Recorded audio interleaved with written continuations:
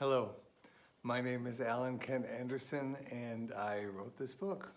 It's entitled When Bad Lands, How Not to Numb Out, Freak Out, or Bottom Out, Buddhist Style.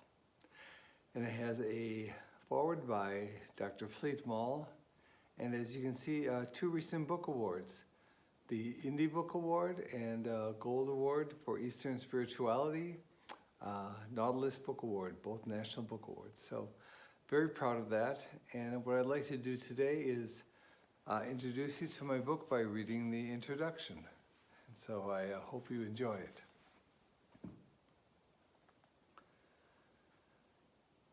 I probably shouldn't admit this, but I will.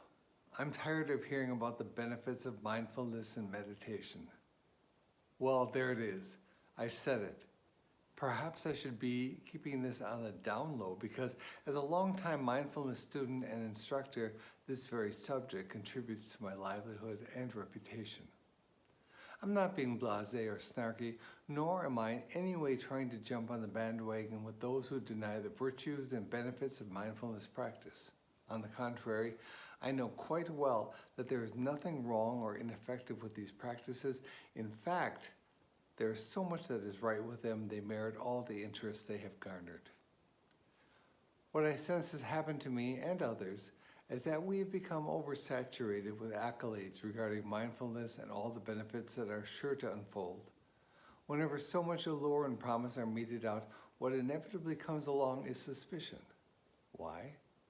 Because we are smart enough to know that nothing comes that easy. Something must have been cropped from this picture. What's missing? Well, it's simple. If we're training to be fully mindful, then isn't it obvious that everything would be included in the scope of mindfulness, not just the good stuff?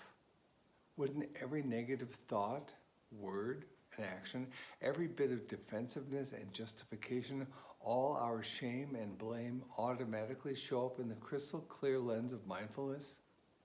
Wouldn't we be forced to be mindful of a whole lot of nasty truths along with the positive ones? Yes, and that might really suck. Mindfulness brings awareness, and awareness brings discovery, and that can be challenging. After all, discovery means uncovering, and that means work and a willingness to let go of preconceived notions. And there are no guarantees. Mindfulness isn't designed to bring out the new improved you, the better informed, better focused, successful you, or the more highly accomplished, kick-ass you. It is not a productivity tool or a quick fix scheme. Mindfulness's double-edged sword comes into play by freeing up our natural awareness and curiosity. Yes, that's a good thing, but curiosity tends to coax out fearlessness, and fearlessness might embolden us to wander about more freely through our uncharted psyches. Perhaps we'd be willing to thrash about in that rough thicket of personality traits that we have been so loath to investigate. Yes, we could be that daring.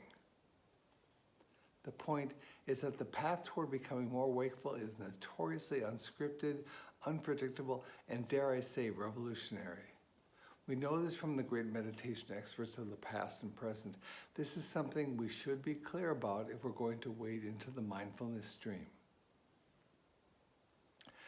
At this moment in our culture, mindfulness is all the rage.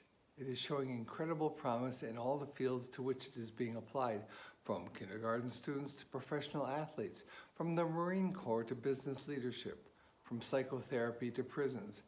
Yet, with all the glowing reviews and reports of increased serotonin levels and reduced stress hormones, I feel like we're still fuzzy about our goal. Most of us are just trying to plant a seedling of mindfulness, hoping to better understand how we can get through this life feeling more happy and whole. But what I would suggest is that we lighten up a bit on the happy part and direct a whole lot more energy towards the whole part. Being whole and upfront with ourselves as we practice mindfulness, rather than narrowly focusing on the benefits of peace and relaxation, is where the challenge lies. To achieve such wholeness, to live the full catastrophe, as Zorba the Greek would have it, will require extraordinary curiosity and a vast open mind, one that is undeterred by the challenge of having to face what is raw and painful. This brings us to the premise of the book. There are times in our lives when self-awareness arrives without the slightest instigation. Something unexpected happens and suddenly our world blows up in shocking ways. Our awareness gets hot-wired, shocked into play, and we find ourselves face to face with some ugly truths and mean challenges. Waking up doesn't always come gently and may not even remotely resemble the glorious spiritual awakening that we imagine for ourselves. We expected love and light. We weren't prepared for wakefulness to hit us like a battering ram. We didn't expect that our wakeful, mindful journey would be this intense. When the world gives us such an abrupt wake-up call, we may feel overwhelmed and under-resourced, as if wrenched from a deep sleep. It is clear that our toolbox doesn't have all we need, not by a long shot. Ugh. There's a good chance that our hot-wired state of alert will uncover two black holes that we have been ignoring at our own peril. Because we are largely unfamiliar with them, we are not resourced enough to deal with them.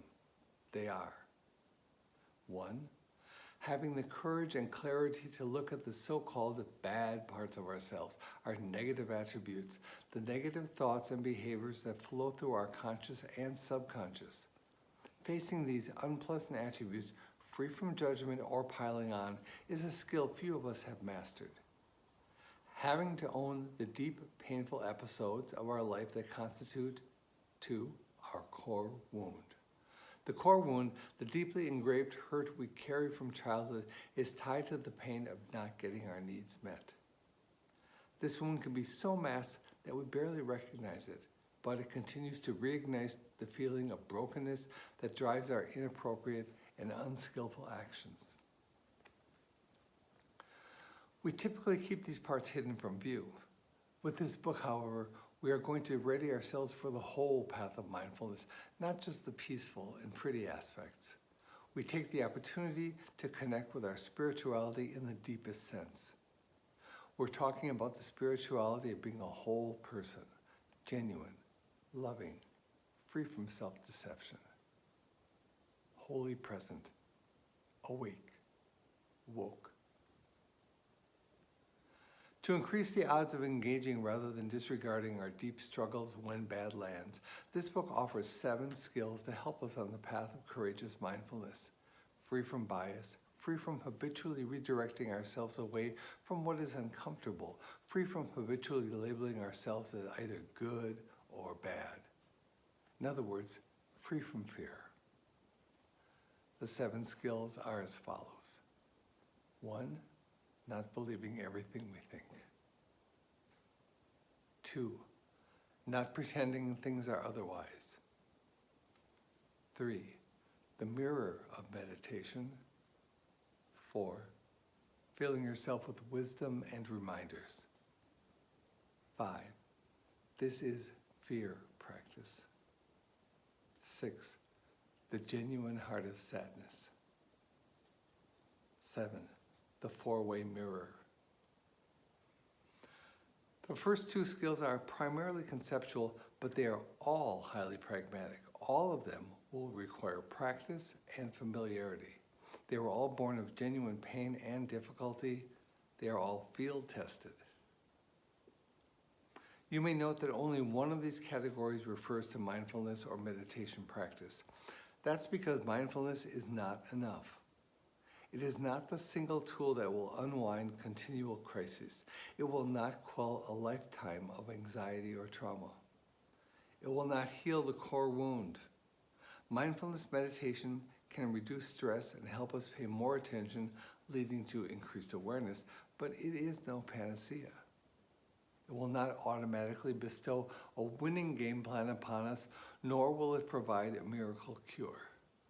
It will not stop us from being terrible at things we are terrible at. We will need to be more savvy if our intention is to heal something deep inside us that is broken. Daniel Goleman, internationally known psychologist and famed author of the book Emotional Intelligence, says that mindfulness is indeed powerful, but not in every way. He says that mindfulness is, open quote, a fantastic training of attention. It has powerful effects on the brain, but it doesn't have every effect that's claimed. In the same way, I feel that mindfulness is a little bit oversold, end quote. Mindfulness is a bit oversold.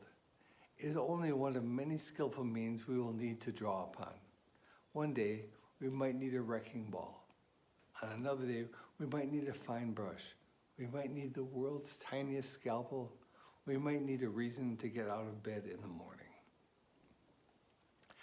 Because an indomitable spirit is so often forged out of great difficulty and conflict, it is crucial to find tools specifically designed for the hard times and steep challenges that face our souls. That is my motivation to share the 7 skills for when bad lands. You may wish to take on all 7, but if that's too much, feel free to gravitate towards whatever combination speaks clearly to you and to your circumstances. You could even jump directly to part 2 of this book if you are currently locked in a tailspin that is wreaking havoc in your life. These are rough times, and by most indications they're going to get rougher. Over the past few years, I have encountered so many people who struggle with deep pain and trauma. People who have spent decades with antidepressants, binge eating, self-hatred, or endlessly deflecting suicidal thoughts. I am frankly astonished at the magnitude of hurt that so many people carry within, so often silently and so often camouflaged in the hope of not causing further harm to themselves or burden to others. This path is teeming with fellow travelers for whom the combination of loss, fear, and shame is too destabilizing to talk about and too embarrassing to share.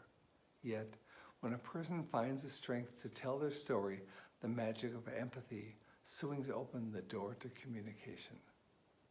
It is both heartbreaking and liberating when we recognize how readily our silence constructs a wall around us that blocks out beneficial resources and blinds us to our shared humanity. When Bad Lands is my personal offering to help quell some of this hurt. It is not meant to cover the full scope of wisdom teachings, Buddhist, scientific, or otherwise. It is simply a slice of what I have learned from my own journey and from my own teachers. I can only speak from what I know and have experienced. Whatever mistakes I have made are my own. Whatever insight I have gained from this investigation comes from the penetrating elucidations by the teachers I so liberally quote in this book. What I hope makes this book genuine and worth sharing is that I am truly, finally listening to what they have to say. Whether you use this book to work through a time of crisis or as a guide to a more sane and wakeful life, may it bring you greater courage, clarity, and competence. May you appreciate both the darkness and light of your precious human life, and may you discover the delight in surrendering to things as they are. There is no alternative strife-free universe, but there is a way to work with this one. A first great step is to surrender, to stop trying to harness the power of spirituality to quell the wild tumult of this human life, to find relief, not fear, when we discover the futility of searching for a way out. In doing so, we find that our greatest struggles are the direct path to freedom and relaxation. How will we know when we're no longer on the run from our struggles? We smile when we hear this dark jewel of irony attributed to the late Zen master Shinryo Suzuki Roshi. The difficulty you are experiencing will continue forever.